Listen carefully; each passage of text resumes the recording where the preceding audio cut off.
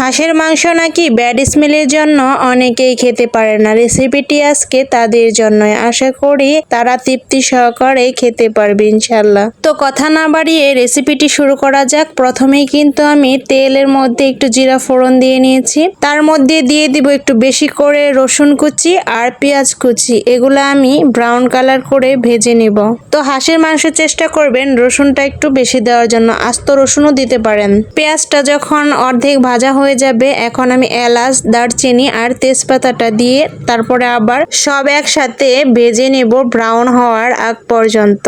তো সবকিছু কিন্তু আমার ভাজা শেষ। এখন একটু পানি দিয়ে দেব কষানোর জন্য, যাতে মশলাগুলা পুড়ে না যায়। এখন দিয়ে দেব আদা রসুনের পেস্ট। আর এখানে কিন্তু সব মশলা একটু পরিমাণে বেশি লাগবে, অন্যান্য মাংসের তুলনায় হাঁসের মাংসে একটু সব মশলাই বেশি লাগে।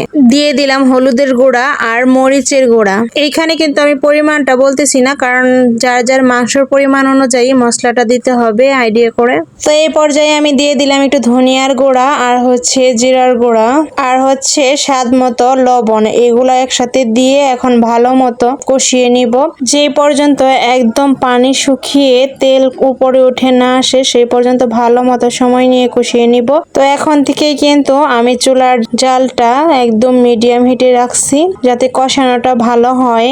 আর অনেকেই হয়তো একটু ফুল হিটে জাল দিয়ে তারপরে কষিয়ে আবার এক্সট্রা পানি দিয়ে কষায়। আমি সেটা করি না কখনোই, একদমই আমি মাংস দেওয়ার পরে আরেকটু কমিয়ে দিব চুলাটা কমাই দিলে কি হবে, মাংসের ভিতরে যে এক্সট্রা পানি থাকে সেই পানিটা আস্তে আস্তে বের হয়ে ওই পানিতেই কষানো হয়ে যাবে। তাহলে কি মাংসের ভিতরে একদম মশলাটা অনেক ভালোভাবে ঢুকে যাবে আর কোনো ব্যাড স্মেল আসারও আশঙ্কা থাকবে না। একটা জিনিস কি জানেন, রান্নার বিষয়টা একটা ধৈর্যের ব্যাপার। একটা ধৈর্য সহকারে যে রান্না করতে পারে তার রান্নাটা আসলে অনেক মজা হয়। তাড়াহুড়া করেও রান্না করা যায়, কিন্তু তাড়াহুড়ার রান্না আর ধৈর্য সহকারে মনোযোগ দিয়ে রান্না করার টেস্টের মধ্যে অনেক পার্থক্য হয়, এটাই স্বাভাবিক আমি মনে করি। আপনারা কি মনে করেন অবশ্যই কিন্তু জানাবেন। আমি মনে করি যে ধৈর্য সহকারে মনোযোগ দিয়ে যদি একটা মানুষ রান্না করে সেই রান্নাটা মজা হইতে বাধ্য।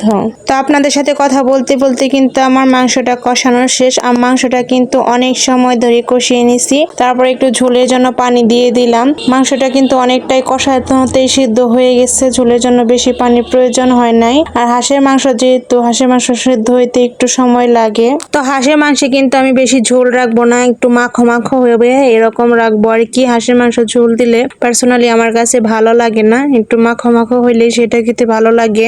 আপনাদের কিভাবে খেতে ভালো লাগে অবশ্যই কিন্তু কমেন্টে জানাবেন। আর আমার রান্নাটা কেমন হইলো, আপনাদের কাছে কেমন লাগলো অবশ্যই কমেন্টে জানাবেন। রেসিপিটি ভালো লাগলে লাইক, কমেন্ট, শেয়ার করতে ভুলবেন না। সবাই ভালো থাকবেন, আল্লাহ হাফেজ।